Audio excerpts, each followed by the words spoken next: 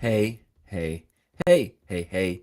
What is up, everybody? It is Uncle Matt here for a live stream, late night catch up. I've got a lot to talk about, stuff I've been wanting to get to for a while. Just haven't had the chance to jump on the live stream, but here I am now. So let's get into it. We're going to talk about Titans. We've run through a crazy slate of games today. We beat the Colts earlier today. I was there live in Nissan Stadium. That live game day vlog will be coming up on the channel tomorrow, so subscribe to make sure you see that. I'm going to give my final wrap up season thoughts on Nashville SC after we got bounced by LA Galaxy last week. I've had time to think on it, have time to kind of start to think about what's coming next season, what the team needs to do to move forward. Manchester United, we're into an interesting part of the season where I feel like we have a better idea of what the team is, what's going on with the team, what might be coming in the future. Obviously, there's some big stuff going on with Cristiano. Talk about a little bit of wrestling stuff. I mean, I don't have much on wrestling right now. It's kind of in like the fall is always like a weird kind of lull in the wrestling season, so to speak. But I do want to talk about a little wrestling a little bit, so I'll jump into that a little bit. And then two big entertainment pop culture things that have been on my radar recently that I want to talk about. House of the Dragon, big season finale tonight. I watched that. I'm going to review that. I'm going to talk about that. There's going to be spoilers. And I'm going to wrap it up tonight. The last thing I want to talk about, because as much as I hate to end on a bad note, I'm going to talk about Halloween Ends right at the end of this live stream tonight, because it was bad. We'll get to that eventually, though. Let's talk about something good that happened today. The Tennessee Titans took on the Indianapolis Colts. Huge matchup, top the AFC South. Both teams came in with essentially the same record. Titans were 3-2, Colts were 3-2-1 because the Colts had one more game than us, and they tied a game because whatever. 19-10 win for the Tennessee Titans at home at Nissan Stadium. It was an awesome atmosphere, awesome game to be at. Not an awesome performance from the Titans. Feel like we're getting into this run where we've least impressive 4-game winning streak maybe in NFL history. But at the same time, if you look around the league, it's a weird season. Like nobody outside of like the Bills, the Chiefs to a certain extent, and the Eagles, which I'm not so sold on. Nobody outside of those like maybe 3 teams really looks like legit dominant teams. So it's like as unimpressive as the Titans have been, putting together 4 wins in a row, getting control of their division, it's a good spot to be in right now. I have very low expectations for what this season could turn into. I don't think the Titans have any shot of winning a Super Bowl, certainly, but I mean, like, it's kind of weird. Like, if we can like just hold the line, hold the door, so to speak, for now, and like maybe sort some stuff out, maybe get some things together in the late half of the season. I think we're seeing, in professional sports in America, it's not always about who is the best team. It's not always about who has the best talent. It's about who gets hot at the right time. The Philadelphia Phillies clinched their spot in the World Series today. They were barely in the playoffs. They had to fire their manager about a quarter of the way into the season because they were so bad. And now they're in the World Series. It's all about getting hot at the right time. The Bengals last year in the NFL. Joe Burrow, he's one of those dudes. He's a legit. Jamar Chase is a stud. But a lot of things started going right for them at the right time of the season last year that fell into place that led them to the Super Bowl. I don't think they're amongst the NFL's elite, but things fell into place at the right time and they got in the right situation. Is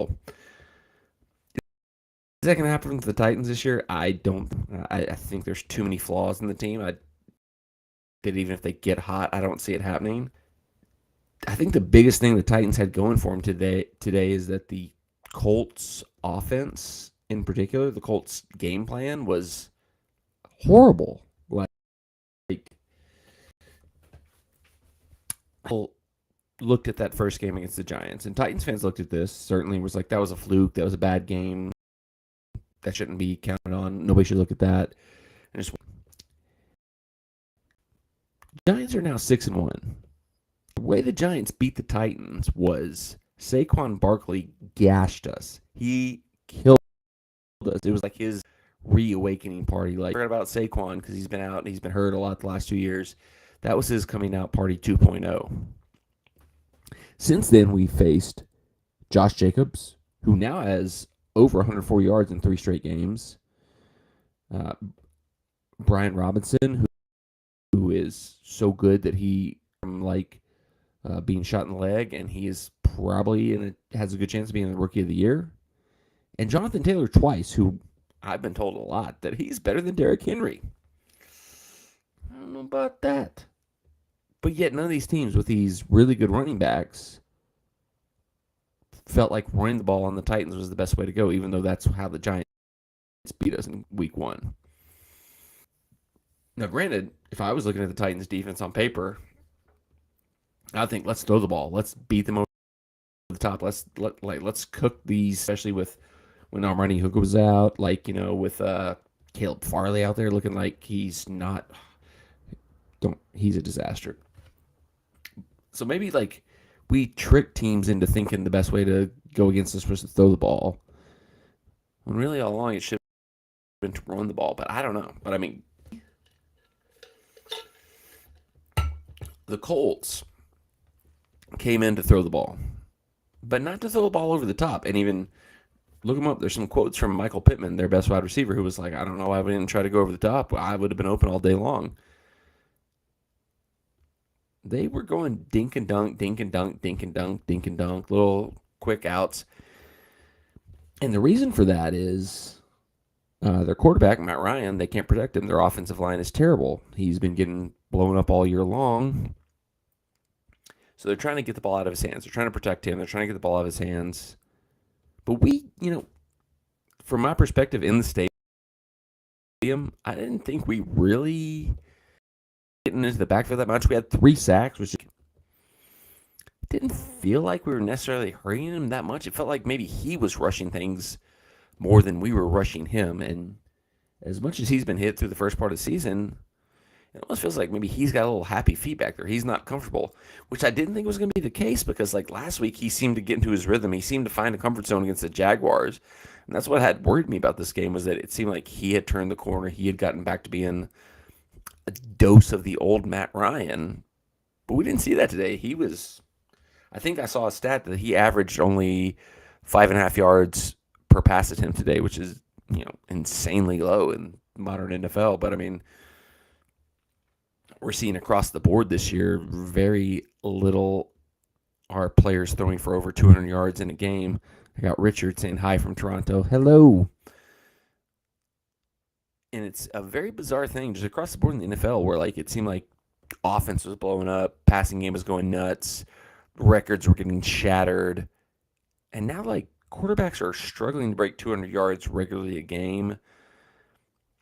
And I don't know if it's this too high safety thing that's really shutting defenses down. It seems like too simple a defense was just taking over the NFL. Things were going insane. Stats were being broken. That there couldn't be that simple of a fix to be like, let's just play 2 high safeties. Feels like something else is happening. And I talked about this at one point in time, and I don't know if I mentioned this or not, but it feels like we lost a generation of quarterbacks. The next great generation of quarterbacks got missed. Because we've got Brady, we've got Rodgers, we've got Stafford, we've got Matt Ryan, who had a great era. They're on the way out, and maybe they've hit their wall all kind of at the same time. And then there's a missing gap where there should be another generation of quarterbacks ready to take the lead, and they're not there. You got Jared Goff, who was a first overall draft pick that's just kind of a bust that's just keeping things in Detroit. You got Jameis Winston, first overall pick, who's on his second team and can't get on the field, and when he does, he throws 10 interceptions a game.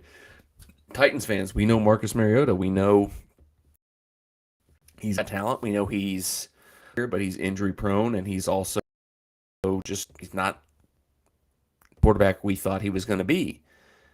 Seems like there's a missing gap where there's supposed to be the next generation of elite quarterbacks that maybe never came through.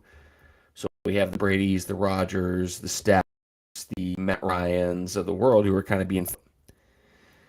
And then we got that next generation that's Mahomes, Josh Allen, and maybe Joe Burrow, and not much else. There's like a lot of bad play in the NFL. But also, those older quarterbacks are also getting bad all at the same time. So it's a weird season where it's like, as bad as the Titans have been, it's like I went through a phase where I was like, God, this is a hopeless season.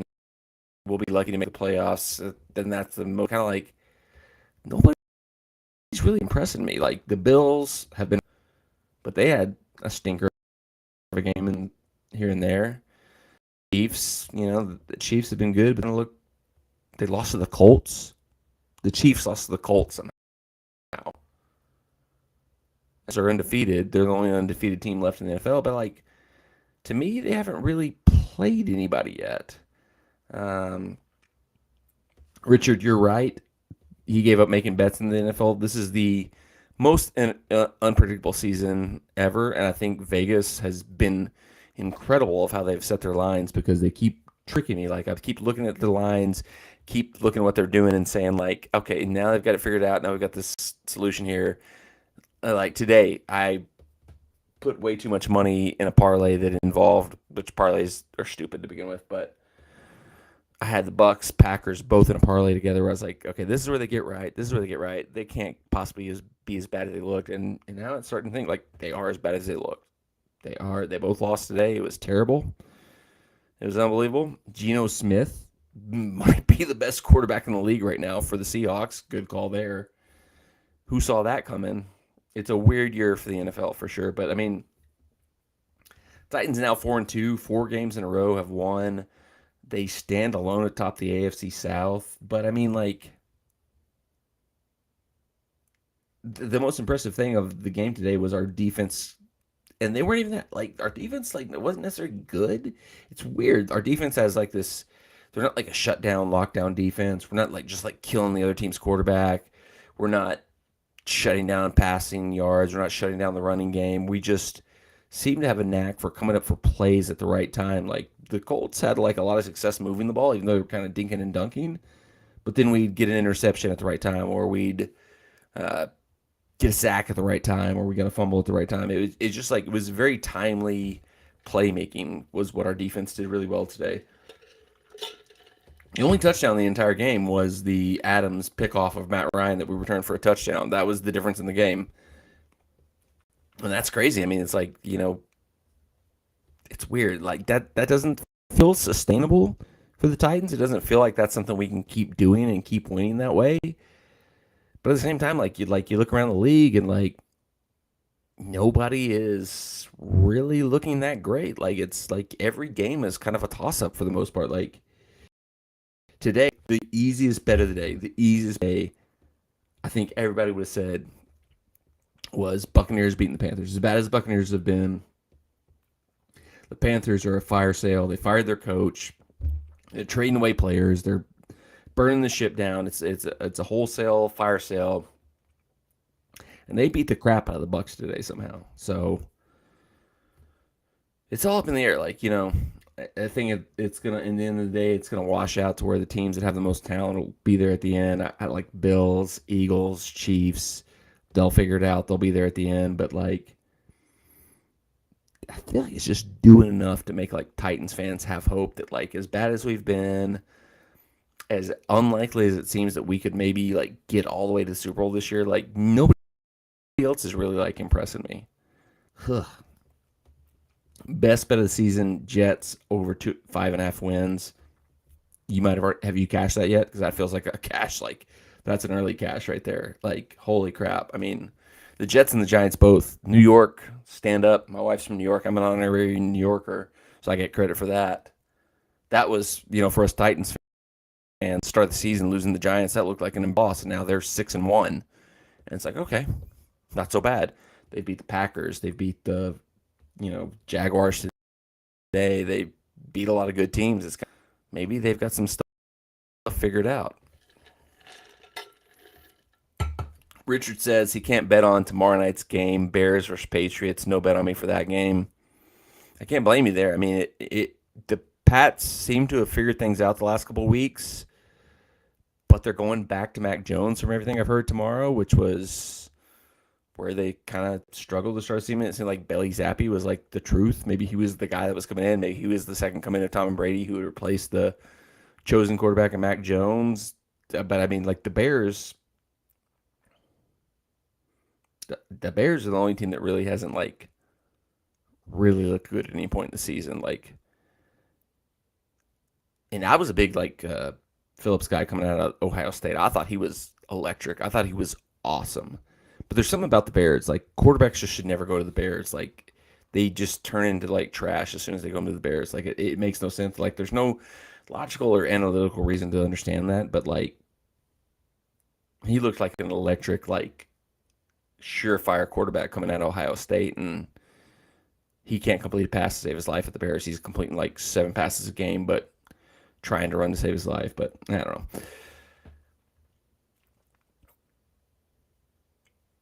The Titans, it's great to get a win, but I mean, I was disappointed that they didn't seem to really solve the issues we had in the first little stretch of the season. You get a bye week. That's what you're hoping for, is that you can kind of like analyze things, figure things out, sort things out. All the problems we had through the first 5 games, we still had today. We just, the Colts just were worse. I mean, our offensive line was terrible. We're still having to keep like extra blockers in and only run 3 receiver routes. The receivers were running out with Treylon Burks out. Nobody has explosiveness. Nobody has the ability to really like create separation on their own.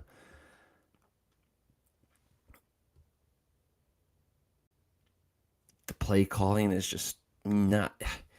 I think Downing has settled in a little bit. Like he's not as stupid as he seemed to be the first couple of weeks, but he does feel like there's always going to be one just dumb thing he does once a game. And the one for this game, I'll call it out, was so fourth quarter, 3rd and 8, Tannehill gets rolled up on by our offensive lineman. Great job by our offensive line rolling up on our quarterback, like as if they're bad. So if they're not bad enough, they're going to also hurt the quarterback themselves, as opposed to like just not blocking for him. They're also going to fall on him and hurt him. Malik Willis comes in, 3rd and 8. We're in Colts territory. A chance to, if we punch in a touchdown, it's ball game. Field goal makes it like likely ball game, but a touchdown seals the deal. They don't trust Malik Willis to throw a pass, and I completely understand that. You do not want to throw a rookie who's basically played no meaningful snaps ever in the NFL and ask him to make a big play on a 3rd and 8, particularly as behind our terrible offensive line. So just hand the ball off, maintain field position, kick the field goal, hope for the best. Perfect situation. Then, like, the next offensive drive, Tannehill comes back in. We know now after the game he was in a walking boot. He's saying that he's, like, feeling not great, and he's going to do everything he can to be ready for next week. So it's one of those, maybe the adrenaline, maybe he got taped up, maybe he just got through it, but maybe he's hurt worse than we thought. Ran at least 1 or 2 plays before, but like somewhere in like the next little, Tannehill came back in after being injured. Right after Malik Willis to even throw a pass for like less than 10 yards, we decided to run this. The Todd Downing special is a sweep play to a non-running back. The Chika Ngwangwa player in the first game got blown up and ruined that game. This one ran a sweep play to Malik Willis. Hopefully he's our quarterback of the future. Would love him to be our quarterback of the future. That would solve so many things. But here's a player you don't trust to do a basic 3rd and 8 play a few snaps earlier, and now you're going to run some gadget 3rd and 8 sweep play with him. Oh boy. Now I can tell this is where I've said this before. Todd Downing wants to prove he's smarter than everybody else. There was a couple plays early in the game where they'd thrown Malik Willis out there as a like wide receiver, but he hadn't done anything. It was like a decoy, like just to throw the defense off. Like, look, they wanted them to recognize, like, oh, they put Malik Willis out there. What's going on here? Is he going to do something? And they didn't do anything. It was like a basic handoff to Derrick Henry. I think one of them was like, oh, you're going to wildcat handoff. And it was all to set up. Eventually, we were going to do something with him. But we did that. a couple snaps after we didn't trust him to actually do a normal quarterback play of throwing a ball on 3rd and 8. And while we had our starting quarterback injured and maybe not in the best shape to like fully mobily hand off a ball and do a weird play. So just that's Todd Downing out thinking it himself. Like where it's like, I've set this play up the whole game, let's play. No, we had control of the game at that point in time. What happened if I didn't get this? Malik Willis fumbled the handoff on the jet sweep. Colts got the ball, brought them right back into it. The game was over. Like we could have easily just like smoked the game out at that point in time if we just ran basic, simple, easy plays. But then Todd Downer's like, no, I've been setting this stupid Malik Willis play up all game. I'm gonna run it, come hell or high water. Highlight of the game was Salt Vray as we're now calling him, where Vrabel picks the flag up on the late fumble that was ruled an incomplete pass. Let me find my flag here. This will work.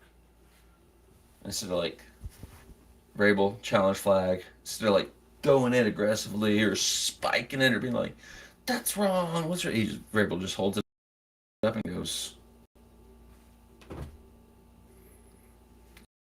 and it worked out. Fumble, overturned, ball came back to us. We won the game. Highlight of the game was that Salt Vray toss. Richard says NFL coaching has seemed so bad this season. I think I would agree. I mean, like, I think we hit this bad stretch where these young coaches that were high powered offensive coaches who just knew how to run these new fangled offenses were brought in, and they had no experience. They didn't have the old, like, in a little bit. I respect analytics. Analytics is important. I think analytics is something that's going to eventually help sports across the board. Obviously, like you look at the Moneyball thing with the Oakland A's, going back to even that far back, that's the kind of origin of it. But I think people like are losing sight of like the old way, like they just don't know how to like, think city as much. Like they're just like we've got these coaches who almost like too scientifically, too analytically, too Nathaniel Hackett for the Broncos is the great example that everybody's like jumping on this year, and like he actually like didn't look that bad today without Russell Wilson. That's weird. But the one to me who I think is like the worst coach in the NFL is the Chargers coach, Brandon Staley.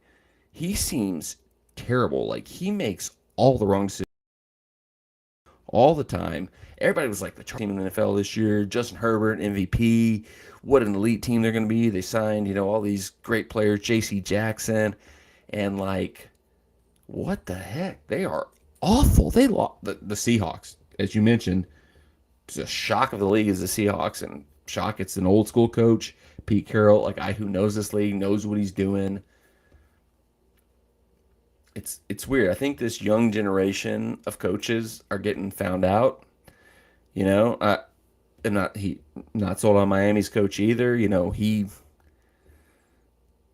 think a lot of these coaches like think they know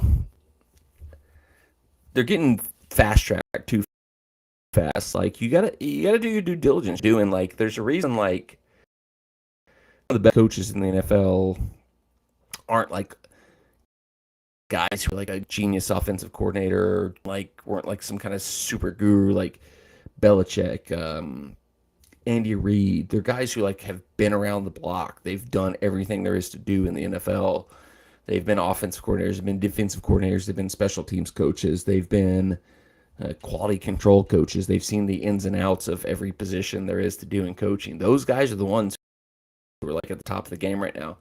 McVay, I think he's one and done as it's a coach. I think he's got a great offense. I think he's very smart in that regard. But I mean, it's pretty clear the Rams sold their soul, sold everything they had to get that one Super Bowl, and now they're falling apart right now. So we'll see how long that lasts. I mean, like Kingsbury in Arizona is a disaster. Shanahan, everybody loves Shanahan. I mean, like, what has he done? He got to one Super Bowl and he blew it. He's been to another Super Bowl as an offensive coordinator. He blew it. These guys, like these young guys who like everybody got so hot on so fast, None of them have done it. And yeah, Giants, Dayball, he's a great example. I think that's why the Giants are so successful right now. Is he is a perfect example of a guy. It's not like he was like a hot shot out of nowhere. Often just like had like a couple good seasons as the offensive coordinator at Buffalo before he got a job. He'd been through college. He'd been a Bama coach. He'd been throughout a bunch of different college teams. He'd been a bunch of different NFL teams, and then he finally kind of got like worked his way up to being leader of the Bills. And it took him a couple of years before somebody finally hired him away from there, and now he's a huge success in New York. People are already jumping on the Ken Dorsey train from him as being the offense coordinator in Buffalo, thinking he might be the next guy. I'm like, pump the brakes, pump the brakes. Let's get somebody that knows what they're doing, that's had the experience. Another great example of this. Who's the guy? There's another one that just happened. Shoot, give me a minute. God, I had another example in my brain that's lost me. Well, I mean, Vrabel. I mean, I just like went around the horn, was coaching at Ohio State, coaching at Houston. He experienced. He didn't just like have a great. My microphone's cutting out again. I think it's sometimes I talk too fast and the mic cuts out, so I'll try to talk, see if that helps.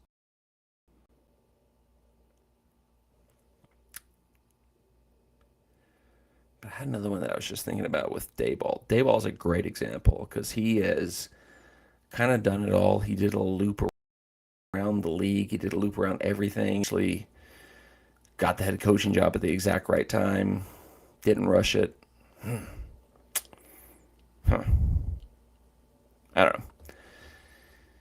Anyway, I think the Titans 4-2, top of the AFC South, where you'd want to be at this point of the season. A lot of tough games coming up though. We've got the Chiefs, we've got the Eagles, Packers. Even though as bad as they look, the Packers are a team we never play good against. We got the Chargers, same thing. As bad as they've looked, we seem to never play good for against the Chargers. Like going back to the Phillip Rivers days, we just never play good against the Chargers. I'm gonna rack my brain because this is gonna frustrate me because there was another coach that I had in my mind other than Dayball who fit the bill of like a guy that kind of been around the horn. Just give me a second. Let's go down the list. Belichick. He did everything. He kind of been around. He'd done a lot of stuff. He fits the bill. Salah.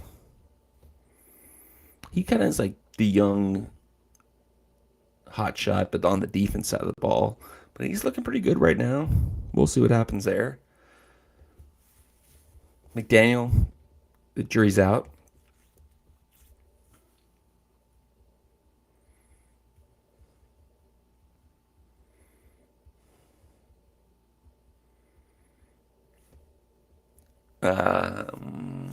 McDermott, I mean, the Bills coach, the guy Dayball came from, he fits the bill. He'd done every job in the NFL it was before he finally got a head coaching job. So maybe that's who I was thinking of.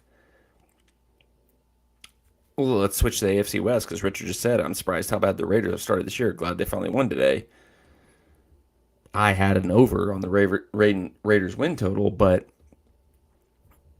Josh McDaniels kind of fits that bill of a guy who hasn't really done anything other than be an offensive coordinator. And the one time he got to be a head coach before, he failed miserably. So maybe we should have seen that coming.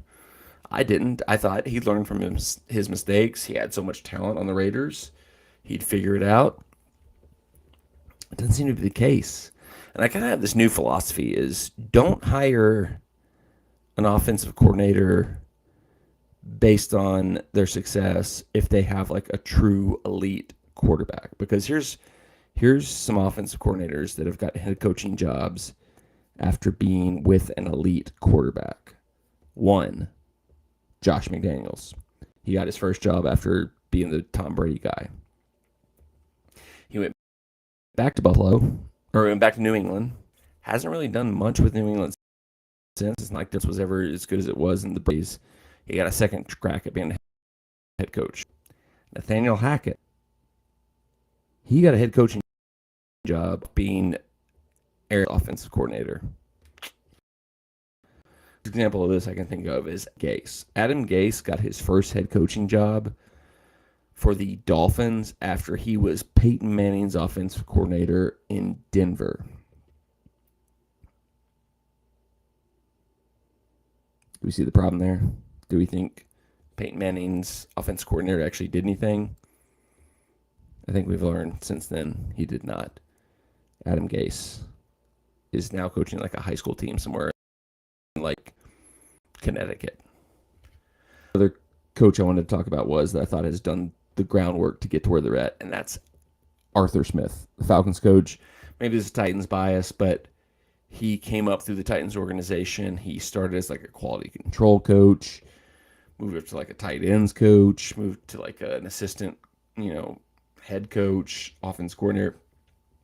He did everything. He was with the Titans for almost 10 years before he moved to the offense coordinator position. And now he's with the Falcons, and it seems like he's got things going well there. They got smoked by the Bengals today, but I mean, they were not expected to be a good team this year. So to be where they're at right now, where they're like atop the AFC South or the NFC South, getting beat by the defending AFC champions pretty badly, with Marcus Mariota, who we as Titans fans know is limited as a quarterback. He's doing a pretty good job. So yeah, Arthur Smith was the other guy I was trying to think of. I'm going to wrap up football for there. I'm going to move on to Nashville SC. Been wanting to talk about this for a while. Had to gather my thoughts, think about how the season ended, what happened, what can we do to move forward. And the more I think about it, it's pretty simple. I mean, the core of our team is pretty solid. I don't think there's any doubting that. We've got Henny Mukhtar, probably going to end up being the MVP of the season. Walker Zimmerman, one of, if not the best defender in the league. You've got Dax McCarty, one of the stalwart veteran players in the league. Sean Davis, incredibly underrated central midfielder who was a huge signing for us this year. But the biggest problem we had was it was Hanny or bust. This season, our other attacking options hit their wall. CJ kind of had his probably last gasp as an attacker last season when he went on a good tear for Nashville SC. Till Bunbury had flashes, but he can't stay fit. And the failure of the Ake Loba signing was fully exposed this season. So the number one thing Nashville SC has to do in this offseason, if they're planning to push for a championship, stay in the mix for the MLS playoffs, is get rid of Ake Loba because he is tying up a DP spot. He's tying up a lot of salary money, and he was our biggest transfer fee of all time. That's easier said than done. As a Manchester United fan, I can tell you, getting rid of high-paid players who underdeliver is the hardest thing in soccer. Probably in sports in general, because when you paid as much as we've paid Ake Loba, and he's been as underwhelming as he's been, how do you get your money back on that? How do you convince anybody else to take that on? Now, I've heard people say that his track record in Liga MX means teams down there would be interested in taking him on, but they're not going to pay back the transfer fee we paid to get him. I highly doubt they'll pay the wages we're paying him, so there's going to have to be some kind of compromise there. It's going to be a rough one because it's when you have that big of a salary albatross around your neck, you got to figure something out. And the thing that's weird to me about Ake Loba, and it's always been a little weird to me, is it feels like that's the one time that I can clearly see there seemed to be a disconnect between the manager, Gary Smith, and the general manager, Mike Jacobs. Because I don't necessarily think Ake Loba has been terrible. We saw as recently as the Leagues Cup Showcase friendly against Club America, he's got some talent. He was maybe the best player in that match for Nashville SC. But when it comes down to it in matches that matter, Gary Smith doesn't trust him, doesn't think he can execute what Gary Smith wants executed in the matches, and he won't put him in. I mean, he was an unused substitute in our loss to LA Galaxy, where we needed a goal, and we had the most expensive attacker in our squad left on the bench.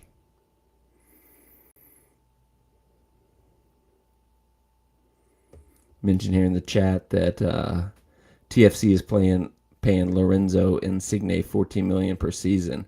That's more than the entire payroll of 4 MLS clubs' entire payroll. That's true, but I think you would also admit, since he's come to TFC, they were a different team the second half of the season from when he came in. Our coach had an illness. It was apparently not COVID, but he had an illness and just wasn't at the match. I don't know what illness keeps you out of a playoff match when you're a high level coach, but he wasn't there. But I also imagine in the modern day, there's technology, communication things that allow you to be involved even if you're not on site. But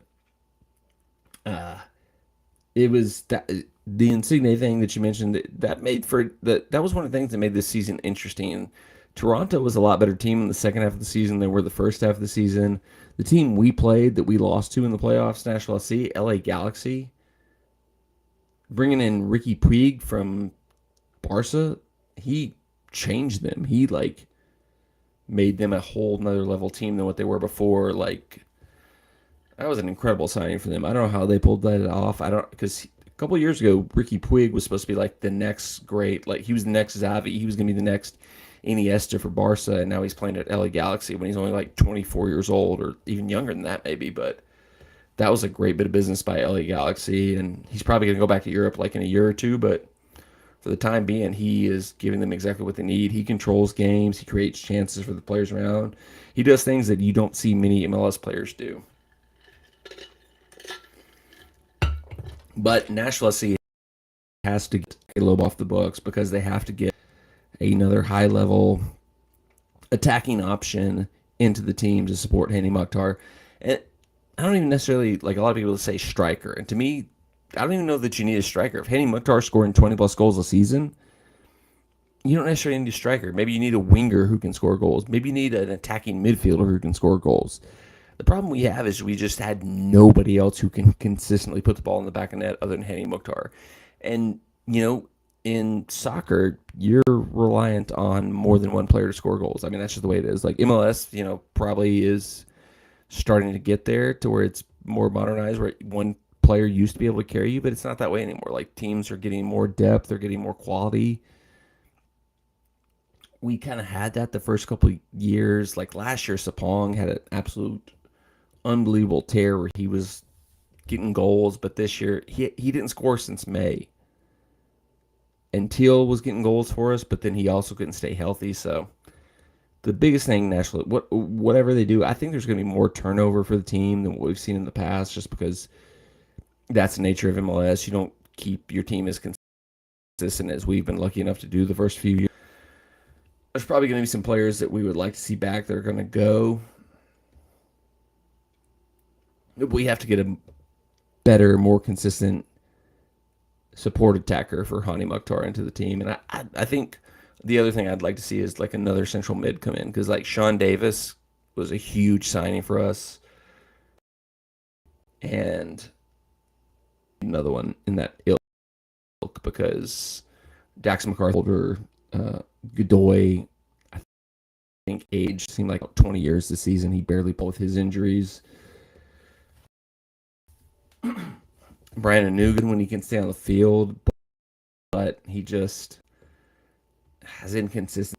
The two big areas I think Nashville has to address is another goal scorer and getting another central midfielder in. Dan Lovitz, he still plays for United, for Nashville SC. Most consistent players, been a consistent part of our team. him and Shaq Moore as you know left back, right back. That's a huge combination to have moving forward. It's weird because I feel we were close last season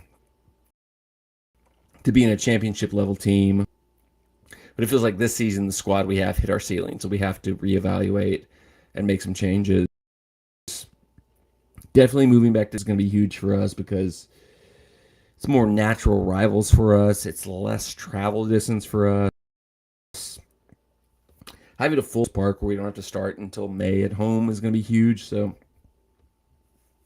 I'm excited to see what the offseason has. I'm excited to see the next MLS season. I'm excited for the Apple TV deal because, like, honestly, I've said multiple times, one of my shortcomings as a Nashville SC fan is I don't follow the league as a whole that closely. So I need to get more involved. I need to be able to watch more games from other teams.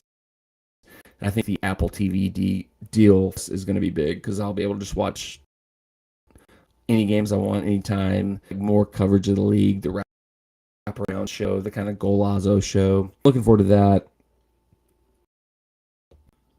I'm sad the season's over, but it felt like for the last month or so of the season, similar to where I'm at with the Titans right now, I'd kind of realized that this National SC team had kind of peaked. We weren't going to really be able to push forward and win a championship this season, particularly because just like, I mean, I'd be shocked if there's anybody other than LAFC and Philadelphia at the end. They just looked for the whole season head and shoulders above everybody else in the league.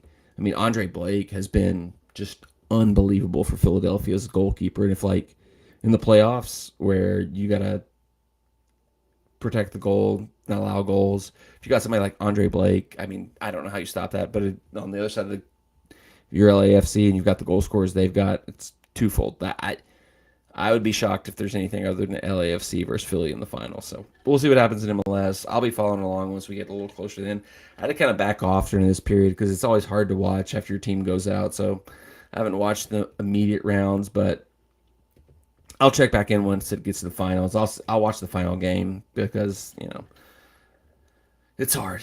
Similarly to the Braves. Once the Braves went out of the MLB playoffs, I couldn't watch any baseball anymore. But now that the Phillies are in the World Series, I can't watch that either because it's going to be Phillies versus Astros. It looks like, God, could we get two worse teams? Two teams that I hate more.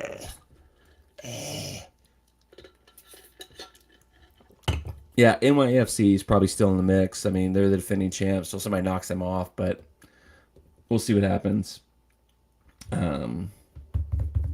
Quick chat about Manchester United. That's my, Premier League team. I've done a little bit on that on the channel from time to time. I'm pretty excited about where they're at right now. Obviously, we're fifth place, sixth place, I think, right now in the Premier League. We're not, top of the table where we'd like to be. But I'm loving what I'm seeing out of Eric Ten Hag. I'm loving the way he's got the team playing. I'm loving the things he's saying in post-game matches. I'm hugely happy about the way he's treated the Ronaldo situation. If you're not familiar, Cristiano Ronaldo, best player to ever play for Manchester United, one of the best players to ever play the game. He's in the twilight of his career. He's not what he once was. And, he could still be a very good player in certain setups, but the way Ten Hag wants United to play is a movement, heavy tempo, heavy pressing, a lot of running team. Ronaldo's more of a stationary striker. I want to be the target man type player. Doesn't really fit anymore. He hasn't been happy that he's been phased out a little bit. He wanted to supposedly leave in the summer, but supposedly also nobody really wanted him because he's like getting like $500,000 a week. So who wants to pay that for a guy who can only play a certain way? But so last game, 2 games back, he stormed out against Spurs, come in as a sub, left the stadium, and he's a big personality. He's like if you don't follow soccer, he's like the Tom Brady, Michael Jordan type player, like that with in a lot of situations is bigger than the team, but Ten Hag just put him in his place. It's like, yeah, he's out. He's gonna go train on his own. We'll bring him back when he's worthy to be brought back, and he's been left out and stuff like that. So happy to see that. I hate to see it for Ronaldo because like I loved Ronaldo back in the day. I was so happy when he came back to United, and it hasn't really gone the way I would have liked it to. A lot of that came down to just last season was just such a disaster, and then this season, Ten Hag's come in and he's got a great strategy. He's got a great setup, but Ronaldo just doesn't fit there, so it's just all bad timing. But I'm excited about United. I'm hopeful, and I haven't been that way in a long time. Like with Ollie, I loved Ollie. I'm always going to love Ollie. He's a club legend, but I never felt like he was ever going to be the guy that was really going to like make United top of the table again. Uh, I was a big fan of Ralph Ragnick, how he would just because that's what they needed. We had so many bad players. We had not bad players, but players who just didn't care, would play like crap. You know how he would just throw them on. I loved that, but he was never going to get us back to where we. A guy who's got the respect of the team, the backing him the right way and supporting him in the right way and bringing in the players he wants, building the team the way he wants it built. So I'm hopeful, but I mean, I don't think it's going to hit what we needed to this year. And with City, it's feeling like it's harder and harder to catch City the more they just get players like Holland coming in. So, but I mean, it is what it is. Uh, I do enjoy Liverpool losing too. Seeing like it's Roger Bennett, the Men in Blazers co-host, has famously said, "British people take more joy out of other people's suffering than their own victories," and I think that's the biggest statement in soccer. I probably get happier seeing the teams I don't like lose than I like seeing United win. So like, I probably more pumped to see Liverpool lose to Nottingham today than I was when United beat Spurs in midweek. So that's a very triple thing. Arsenal, being on top of the table it's interesting. Like it's funny. Like I think for me, my like kind of prejudice teams is a little different than probably like actual like Europe Mancunian or English based supporters because the team I hate more than any team I hate I have to hate Liverpool. I hate City because they're doing everything the wrong way. But the team I hate more than any team in the Premier League is Chelsea because my best friend is a Chelsea fan.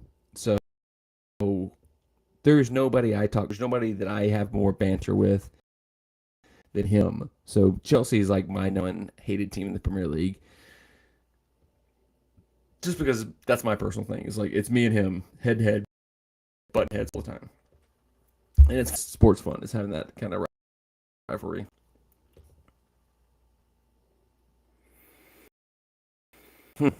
Anything else I want to talk about United?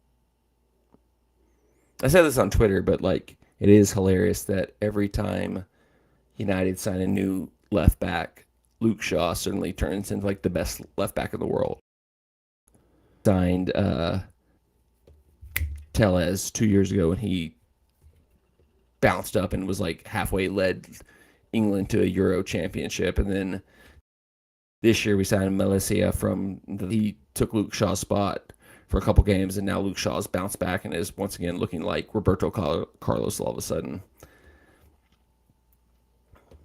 Got another Chelsea fan in the chat.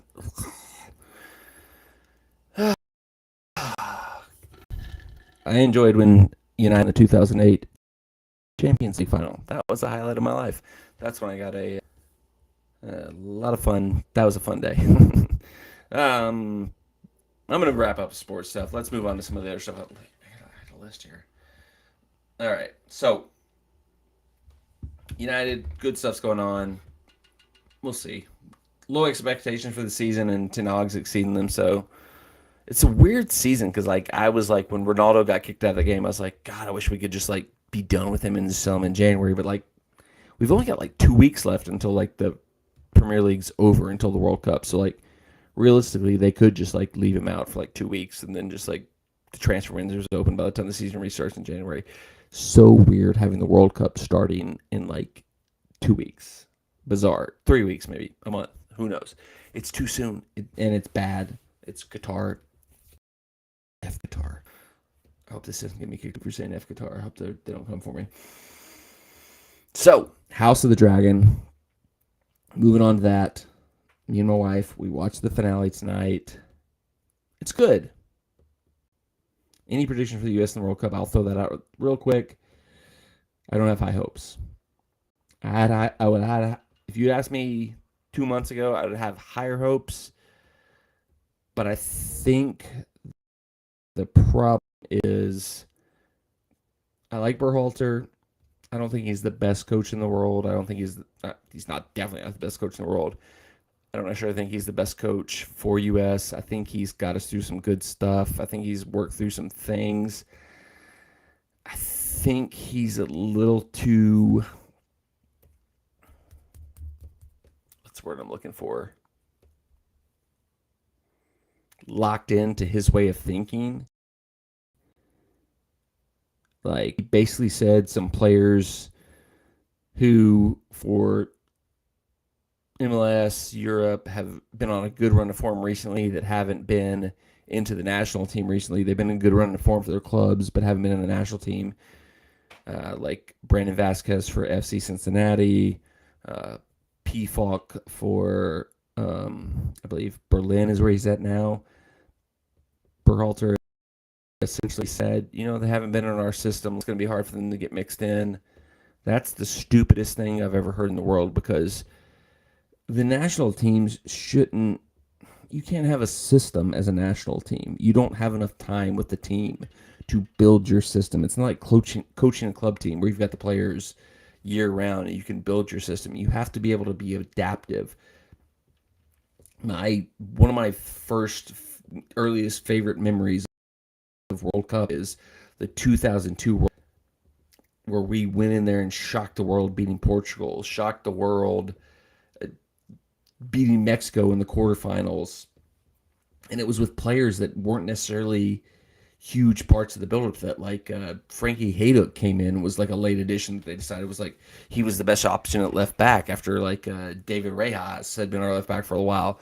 Yeah, Landon Donovan, DeMarcus Beasley were players who had barely broken into the team prior to the World Cup and then became locked in the World Cup. So this idea that like, they haven't been in the system, maybe the next cycle will get them in. It's like, Greg, you ain't gonna be here the next cycle. You gotta get the best players you can get in for this cycle. Win the way you can now. Don't like think if Greg's in the next cycle, we're in trouble. Because like realistically, I think just in general, U.S. internationally in general, it's hard to like do 2 cycles as a coach for a World Cup. So he should not be thinking of. He should like look at what's the best players available, who's in form, who's doing well. Forget his system. Find the best players and then figure out the system that they can fit into. I'm a little negative, but I'm hopeful. I mean, we've always 2 World Cups that we're in, we did better than I thought we were going to do. So maybe this one will continue. But right now, I'm like, I feel like Greg's making it a little bit too much about him, and he's trying to like be the focal point. So,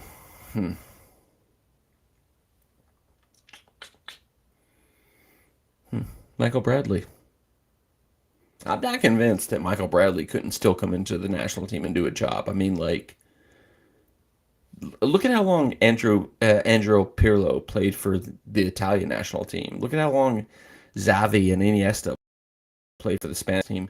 If you have players who have quality on the ball, you put them with some other players, who can complement them, you can still get something out of them. I'm a huge Michael Bradley guy. I shaved my head after the Dos Cicero in 2008 because Michael Bradley showed up with a shaved head, and I was like, Michael Bradley shaved his head, looks like a baller. I'm gonna shave my head. Michael Bradley, I will never be a Michael Bradley hater. I know a lot of people turned on him and turned on Outdoor in like the post like 2014 era, but Altidore, Bradley, goats for me. They're all-time legends for me. All right, House of the Dragon. I've enjoyed it. I have some issues with it. Nothing major. It's mostly just like it's the same things I have with any prequel. It's like, if you're doing a prequel, you have an idea of where it's going, so you have to make the journey interesting. And I think they've done a good job of that because, like, obviously, if you think too hard about the what's happening on what's happening on Dance of Dragons and where we end up on Game of Thrones, you can kind of sort of guess where it's going. You maybe not have every step along the way right. You might even miss a step, and maybe there's something you don't know about. There's a twist you don't know about, but that'll be fun along the way. Which is why I hated the Star Wars. We know Anakin Skywalker is going to end up being Darth Vader, but they made the journey to him being Darth Vader the most boring, uninteresting, and story possible. Whereas House of Dragon has been interesting for the most part. The time jump stuff is a little weird for me because it's like you get invested in a performance by an actor, and then the next episode it's a new actor playing that, and you have to kind of readjust. And you kind of also miss some of the relations. They're jumping so fast through time, which I get because they're trying to get to like the more interesting part of whatever the main story is, but they needed to do this early stuff for a setup. But I've enjoyed it. I really liked it. For this sour taste, I think the original Game of Thrones left in our mouths at the end. This has kind of come back. It's been entertaining. Everybody's giving good performances. It's got me intrigued. I want to see where it's going. It's not been quite as exciting but I think this whole season was basically just like trying to set up the whole rest of the series. Like it felt like that you're jumping from time to time to time to time to time to time. Andor is pretty good, I've heard, so I'm gonna look at that next. That'll be something I'll get into eventually. Which that's another one. It's the same kind of thing. It's like Andor. We know where Andor ends up.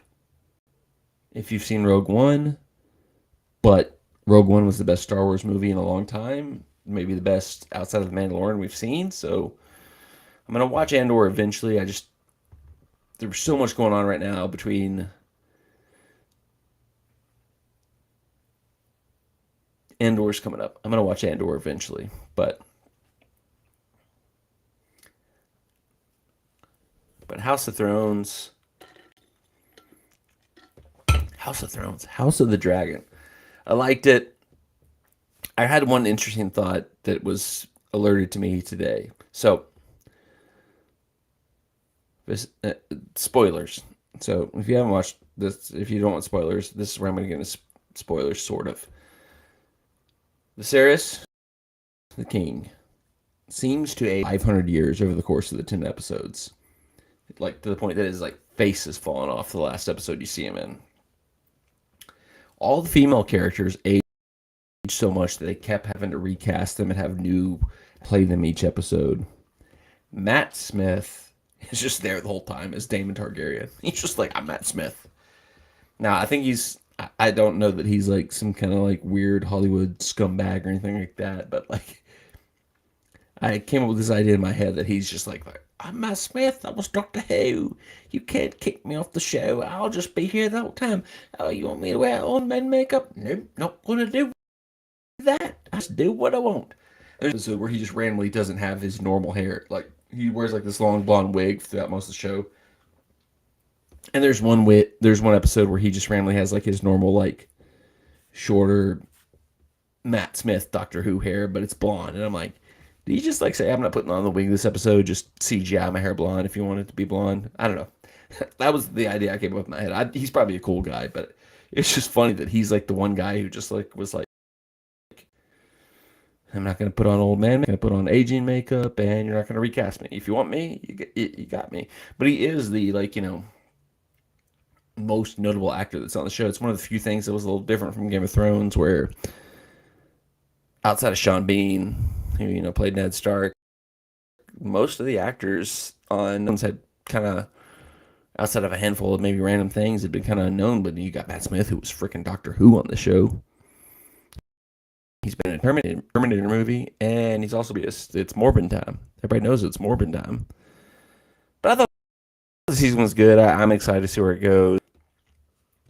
My wife is one of those people who has to just dive in and learn everything she has to. So she knows the whole story. Which I mean, the books are out there. It's not like it's not like she like did some deep dive to find out what happened on the House of Dragons.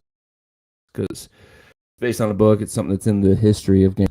So she's deep diving on Wikipedia and TikTok and learning all about it. And she's like, just desperate to talk to me about it. And I'm like, I would like to watch the show and see where it's going. So we've had some back and forth about that. But I think we figured out. So if you're somebody who's read the books or is up to date on where it's going, reach out to my wife. She needs somebody to talk to because she is just desperate to tell me everything that's going to happen before it happens. So help her out there. Okay. Last thing we're going to cover tonight, Halloween Ends is awful. Oh my God, is it terrible? Halloween, the original, 1978, is my all-time favorite horror movie. It's honestly one of my favorite movies, period.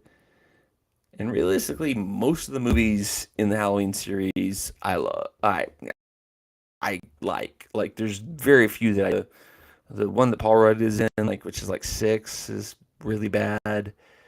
4 and 5 are bad, but there's like good stuff in them. They're like entertaining enough. H2O is actually like, I think H2O is good. Resurrection's kind of bad, but it has moments. Halloween, Rob Zombie's first reboot is really good. His second one is, but okay. The Halloween that started this new trilogy, I thought was really. Halloween Kills, the second movie in this new trilogy, I thought was good up until about the last like 40 minutes, and then it went off a cliff, which I kind of think is like, I kind of almost blame on like, at the time I thought it was like a COVID thing because it felt like they were shooting scenes of people in because it looked just like a bad movie. Like it just like it wasn't filmed well. So I thought that might have been a COVID thing where like they couldn't get everybody together for that. So like I thought that was like a weird thing where like they just had to shoot a weird ending or something like that. But the new one, Halloween Ends, and I'm gonna give spoilers here because I can't talk about it without like giving spoilers, is terrible. And I know there's a lot of Halloween fans because it kind of goes off the track of what you would expect a Halloween movie to be, but I don't necessarily hate it for that. So essentially, in a roundabout way, Michael Myers has disappeared since the last time he rampaged. There's a kid in town named Corey who accidentally kills a kid he's babysitting, and it leads him down a dark path. Like he's trying to get past it, but nobody will let him. He's tormented by the memories. Nobody will let it go. He, he happens to meet Laurie Strode's granddaughter, who has also had this trauma in her past, and they kind of connect on their trauma. Seems like they might have a romance there. And then somewhere along the way, he gets. This is the first. All right, so the issues in the movie aren't the story. Okay, so the story is fine. They try to subvert it. They try to like make like a new spin on it that take the thing in a different direction. The problem with the movie is it's just like, take all the Michael Myers out, take like, whatever your expectation of a Halloween movie are. It's just a bad movie. It's just there's bad movie stuff in it. Like the bullies, the neighborhood movie, the kids that are like bullying people are in the marching band.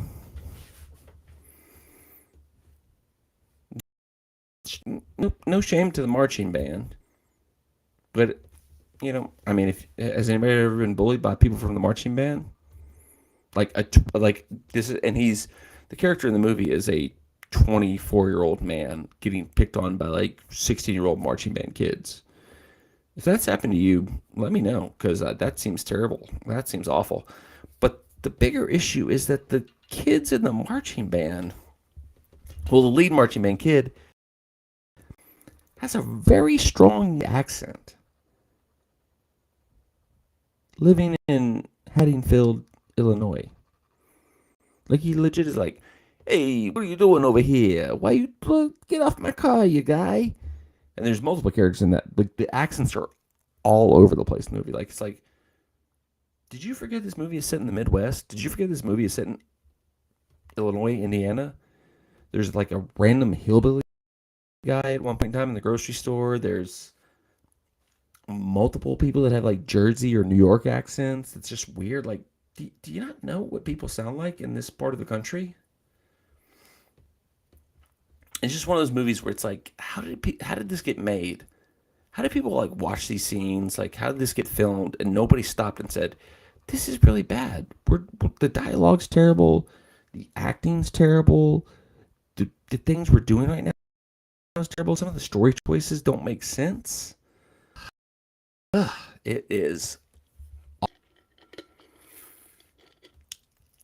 And like I said, a lot of people have hated on the kind of way it kind of goes away from traditional Halloween Michael Myers movies. I didn't hate that so much. Michael Myers doesn't show up till about like 45, 50 minutes in the movie, which is stupid.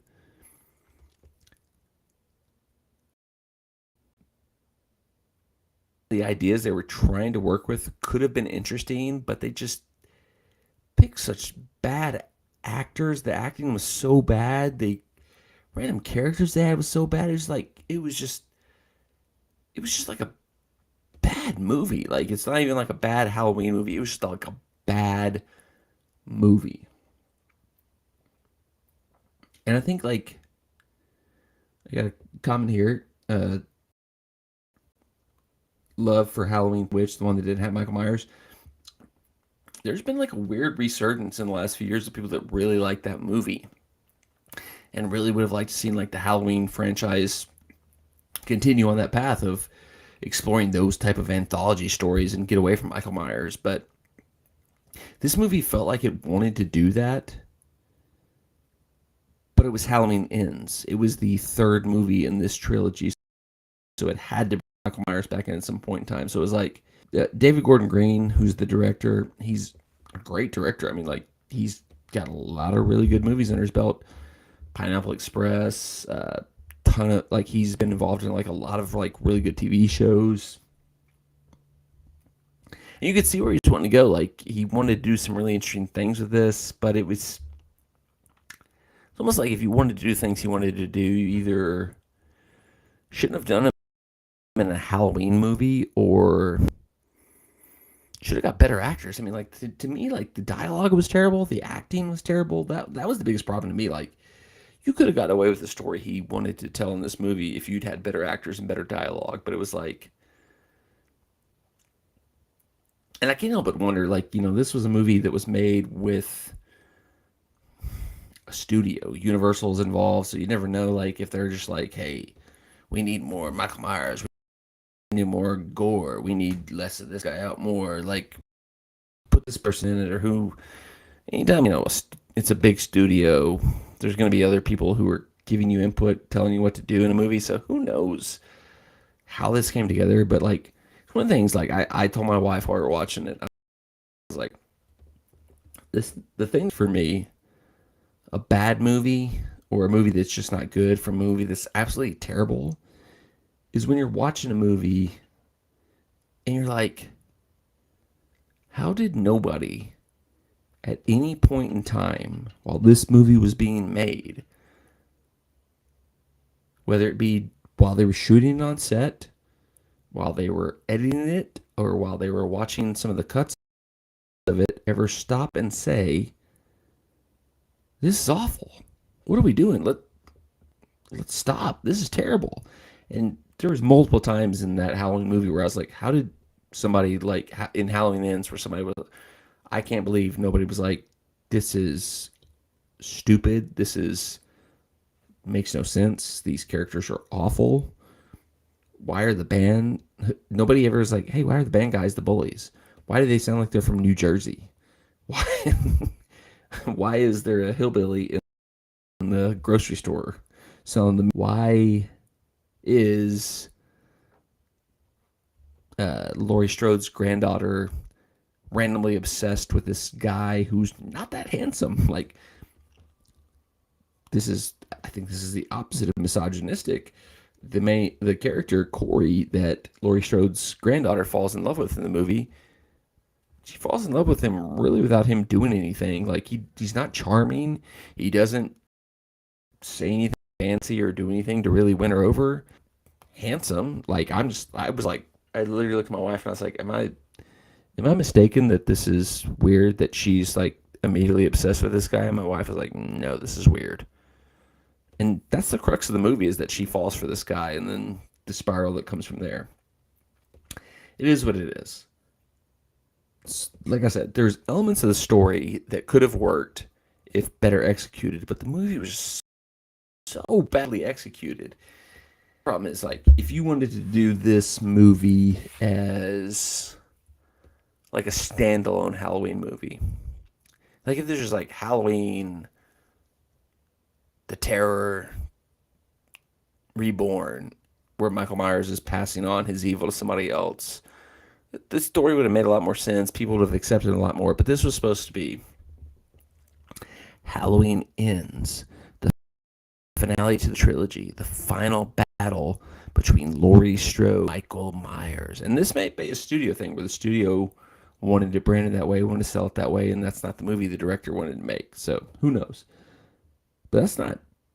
We didn't get that movie, the final battle, the final confrontation between Laurie Strode and Michael Myers, till the last like 15 minutes of the movie. So is that a studio issue? Is that a, did the studio rebrand director put out his vision? Who knows? That's the behind the scenes stuff. We'll never know. It wasn't the movie we were sold that we were getting. And like I said,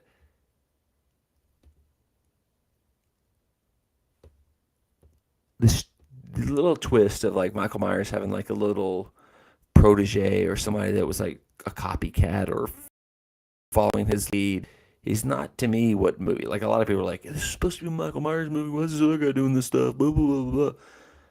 It was just the bad acting, the bad execution, the bad filming, the bad storylines, the bad like subplots. Like they threw extra characters in the movie just to have extra people to kill. Like there was like an extra nurse that the Laurie Strode's granddaughter worked with, and the doctor that had to get killed. There was like three characters, or four or five more characters that were just thrown in the movie just to be killed. I guess that's a horror movie thing. I guess there always has to be more characters to be killed, but like, I don't know. It feels like if you were going to do the final confrontation between Laurie Strode and Michael Myers, that's what the movie should have been. So either the studio wanted to do that, and so that's what they branded it as, even though that's not what the movie was, or the director didn't want to do that. Who knows? But the other thing that could have made this movie better was David Gordon Green directed all Myers movies that have come out recently. The Halloween in 2018 that kind of retconned everything and started right after Halloween 2 ended. Or not even Halloween 2, it retconned Halloween 2. So it was Halloween, ended right into Halloween, the new 2018 one. And Halloween Kills, Halloween Ends. So those four movies are supposed to be like in a train together. So if you wanted this Corey character to be this big, significant character that's a part of the final piece of the Michael Myers story, introduce him in the 2018 one, or even bring him in the 2019 one. And it was just to me, it was just like, I'm not mad about a lot of people are mad about the Corey part of the movie, which I wasn't mad about that. I was just mad that it's just a bad movie. Like it just like the dialogue's terrible. The choices of like actors doing like random accents and like bad acting is terrible. Which is not like the horror. It's like a long history of like great cinematic performances, but this was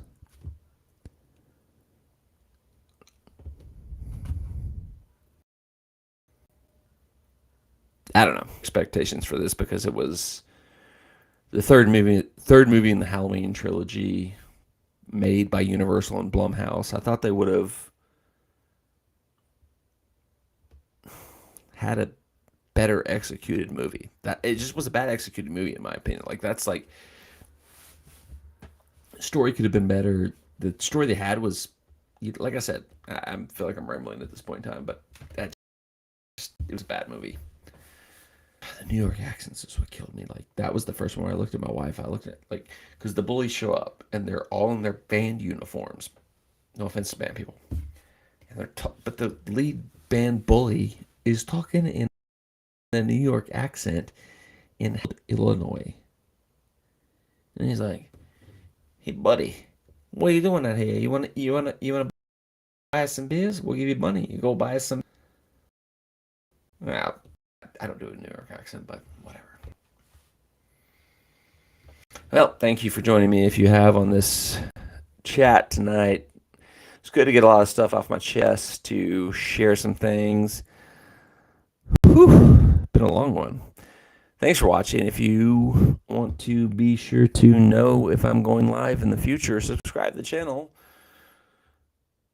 with the bell turned on for notifications so that you get those alerts if I go live. Oh, Universal also made that Rob Zombie Monsters movie unwatchable. I have heard that is terrible. And that is so disappointing because there was a stretch where Rob Zombie was making some of like the best like horror thriller movies there were, which was crazy because like you wouldn't expect like Rob Zombie to be the guy that would have done that back in the day. Like I mentioned it earlier, his first Halloween reboot was kind of awesome, and it's like I feel like it's hard to like make like multiple good movies. Like how many people have really like still Steven Spielberg, Scorsese. Like I was talking about with some friends, how many like bands or artists have really made more than like 4 good albums. Like sometimes like if you can make whatever your craft is, whatever your art is, if you can make 4 or more really good things in that genre, you're pretty special. And I think Rob Zombie, like House of a Thousand Corpses, the Devil's Rejects, his first Halloween reboot, all pretty good. And since then, not so much. So we'll see. If you watch, thanks for watching. If you're watching us on the replay, thanks for watching on a replay because this is going to be a long one for you. But whoever you are, subscribe to the channel with the bell turned on for notifications so you always know when more stuff is coming. I got to go to